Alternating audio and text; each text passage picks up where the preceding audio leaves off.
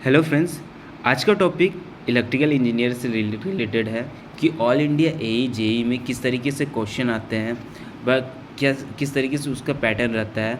तो उससे रिलेटेड मैं छोटा सा वीडियो बना रहा हूँ। इस पे आपको 5-6 ऐसे क्वेश्चन बताऊँगा जो बहुत ही बेसिक होता है इलेक्ट्रिकल में और बहुत ही इंपॉर्टेंट होता है हमें जानना।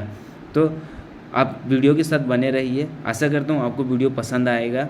सबसे पहले देखिए, आपको 2-4 क्वेश्चन बताऊंगा। क्वेश्चन का लॉजिक समझिएगा, लॉजिक के हिसाब से आप लोग क्वेश्चन को मेमोराइज़ कीजिएगा, क्वेश्चन को समझिएगा तो आपके लिए बहुत ही बेनिफिट होता है। तो पहला क्वेश्चन स्टार्ट करते हैं। जैसे कि देखते हैं आप, यहाँ पे लिखा हुआ है the reactance of 1 farad capacitor when connected to DC circuit is. तो अगर एक फैराड कैपेसिटर में रिएक्टेंस डीसी सर्किट में क्या काम कर रहा था, reactance of 1 farad capacitor when connected to DC circuit. अच्छा, डीसी सर्किट में हम कनेक्ट कर रहे हैं तो क्या काम करता है। तो आंसर में देख लीजिए, at steady state capacitor behave as an open circuit. Steady state मतलब क्या होता है कि वह स्टेट जब कैपेसिटर जो है कैपेसिटर बिहेव करेगा स्टेडी स्टेट। डीसी में कैपेसिटर हमेशा स्टेडी स्टेट में बिहेव करता है। तो यहाँ पे लिखा हुआ देखिए, आप देख रहे हैं, hence in open circuit condition reactance will be infinite और current of capacitor will be zero, also F is equal to zero for DC. ये देखिए, कैपेसिटर का रिएक्टेंस आप लोग जानते ही है कि एक्सी इज इक्वल टू होता है 1/2 पाई एफ सी। तो 1/2 पाई देंगे, जहाँ पे f is equal to zero.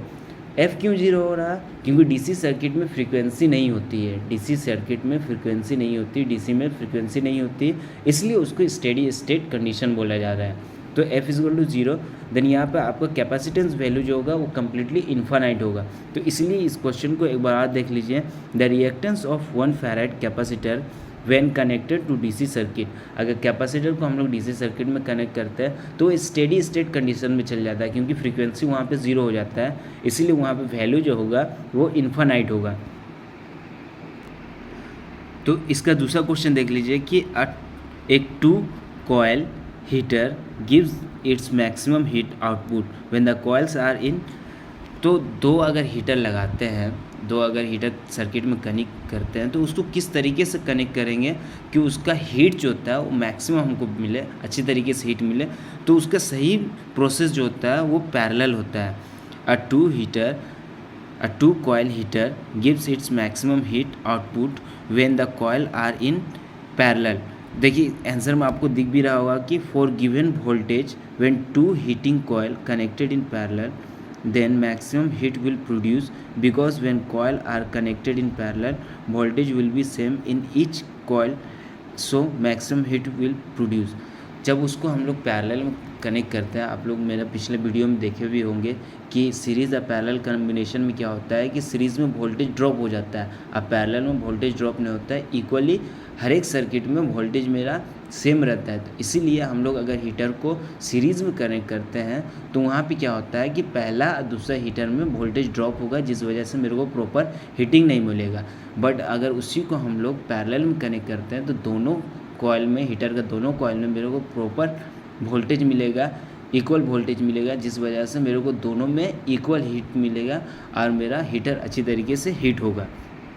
तो ये था पैरेलल सीरीज़ कम्बिनेशन से ये क्वेश्चन था कि अगर हीटर को हम लोग पैरेलल में कनेक्ट करते हैं या सीरीज़ में कनेक्ट करते हैं तो किस तरीके से हीट मिलेगा। सिंपली सीरीज़ में कनेक्ट करेंगे तो कम हीट मिलेगा, पैरेलल में कनेक्ट करने से ज़्यादा हीट मिलेगा। अगर आपसे कोई पूछता है तो आप बोलिएगा पैरेलल में कनेक्शन होता है।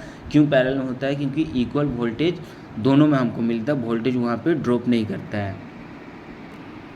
उसी तरीके से तीसरा क्वेश्चन देखिए कि conventional flow of electric current in from. अगर इलेक्ट्रिक कोई आपसे पूछे कि सर्किट में इलेक्ट्रिक करंट किस तरीके से फ्लो होता है या फिर इलेक्ट्रिक चार्ज किस तरीके से फ्लो होता है, तो सबसे पहली बात आप बताइएगा कि पॉजिटिव टू नेगेटिव मेरा electrical current always flow from positive to negative, and charge which is electron always flow from negative to positive. तो यहाँ पे आपको दिख रहा होगा क्वेश्चन में कि conventional flow of electric current in form of positive to negative. देखिए आपको आंसर में भी दिख रहा होगा कि electric current always flow from positive terminal to negative terminal और it always flow from higher potential to lower potential, मतलब कि जिस तरफ का अगर वोल्टेज ज़्यादा होगा, मान लीजिए 10 वोल्ट है, दूसरी तरफ 5 वोल्ट है, तो हमेशा आपका जो करंट फ्लो होगा वो 10 वोल्ट से 5 वोल्ट की तरफ फ्लो होगा। ऐसा नहीं कि 5 वोल्ट से 10 वोल्ट की तरफ फ्लो हो, हमेशा higher potential to lower potential electrical current flow होता है, और हमेशा पॉजिटिव टू नेगेटिव फ्लो होता है। इसी रिलेटेड अगर इलेक्ट्रॉन्स के बारे में पूछा जाए तो इलेक्ट्रॉन्स हमेशा नेगेटिव टू पॉजिटिव फ्लो होता है। आइए नेक्स्ट क्वेश्चन पे जाते हैं। The following is correct. Question में देखिए आपको दिख रहा होगा कि 4 ऑप्शन दे रखा है। पहला ऑप्शन है P=V इंटू आई, सेकेंड ऑप्शन है P=I² इंटू आर, थर्ड है P=V²/R एंड डी है ऑल ऑफ द एबव। तो इनमें से कौन सा करेक्ट है? जैसा कि हम लोग जानते हैं कि पावर निकालने का फॉर्मूला क्या होता है, हम लोग ओम्स लॉ के अनुसार जानते हैं V=IR एंड P=V इंटू आई, मतलब पावर इक्वल क्या होता है, वो वोल्टेज मल्टीप्लाई आई होता है, मतलब आई अब करंट अब वोल्टेज का मल्टीप्लाई होता है। तो उसको हम लोग डिफरेंट वे में किस तरीके से लिख सकते हैं, देखिए आपको आंसर में दिख रहा होगा। आंसर तो ऑल ऑफ द एबव है, मैंने सारे सही है। तो देखिए पहले पावर इक्वल टू क्या होगा, voltage into current which is P=V into I. उसके बाद V इक्वल टू क्या होता है, हम लोग ओम के लॉ के अनुसार जानते हैं I इंटू आर होता है। तो यहाँ पे क्या करेंगे, P इक्वल टू लिख सकते हैं हम लोग V की जगह I इंटू आर इंटू आई लिख सकते हैं। उसको सिंप्लीफाई करके क्या लिखेंगे, I² R। तो मेरा पहला तो हो गया कि P equal to V into I, और दूसरा हो गया I² इंटू आर, जो कि दूसरे फॉर्म से आया है। और तीसरा फॉर्म देख लीजिए कि I इक्वल टू होता है V/R। तो हम लोग P equal to V into I की जगह लिख सकते हैं V/R। तो हम लोग V और V को मल्टीप्लाई करते हैं तो आता है V²/R। तो यहाँ पे तीसरा जो फॉर्मूला दे रखा है C नंबर में, वो भी मेरा फ्लो कर रहा है P इक्वल टू V²/R। यहाँ पे देख लीजिए P equal to V²/R। So all of the above is correct. तो हम लोग पावर का फॉर्मूला जाने हैं। यहाँ पे देखिए आपको दिख रहा होगा P equal to V into I भी हम लोग कर सकते हैं, I²R भी कह सकते हैं, और V²/R भी कह सकते हैं। अगर मान लीजिए आपको रेजिस्टेंस और वोल्टेज दे रखा है तो आप लोग तीसरा नंबर जो है C नंबर आप लोग अप्लाई कीजिएगा तो वहाँ से पावर फाइंड आउट कर सकते हैं। आपको करंट और रेजिस्टेंस दे रखा है तो वहाँ से आप लोग दूसरा फ्लो कीजिएगा तो वहाँ से आपको करंट पावर निकल जाएगा। आप लोग अगर करंट और रेजिस्टेंस दे रखा है और अगर वोल्टेज या करंट दे रखा है तो वहाँ से भी पावर इजीली फाइंड आउट हो सकता है। नेक्स्ट क्वेश्चन है कि एक 100 watt light bulb turn on for 8 hour use. अगर 100 वाट का बल्ब हम लोग 8 घंटा चलाते हैं तो कितना यूनिट या कितना वाट मेरा कंज्यूम करेगा, कितना यूनिट कंज्यूम करेगा। तो देखिए इसका सॉल्यूशन दे रखा है यहाँ पे गिवन।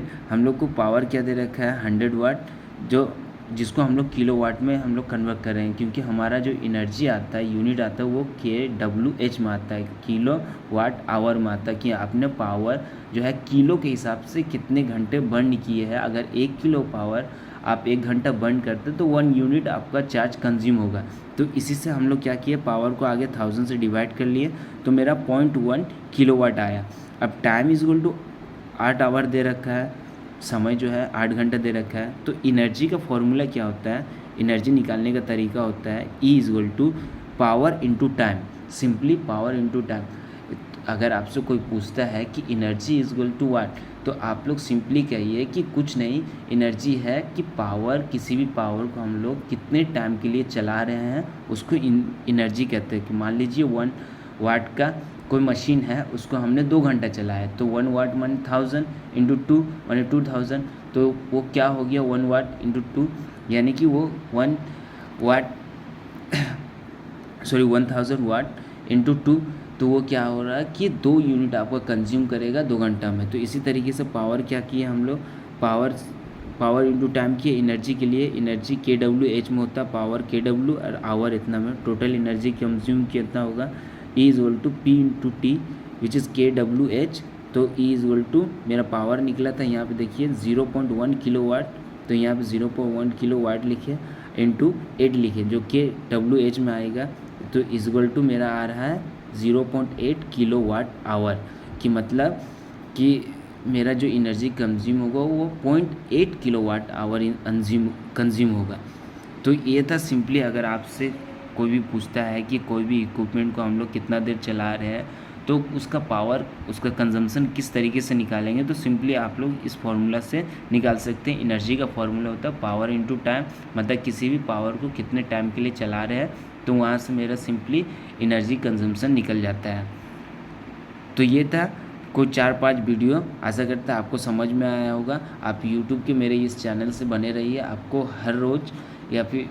हर रोज़ हमेशा आपको कुछ ना कुछ टॉपिक्स पे रिलेटेड आपको क्वेश्चन मैं लाता रहूँगा, जो कि आपके AE और JEE मैंने ऑल इंडिया AE JEE और इलेक्ट्रिकल इंजीनियरिंग से रिलेटेड होगा। आपको सिंपली लॉजिक के हिसाब से आपको सॉल्व कराता रहूँगा। तो thank you for watching the video.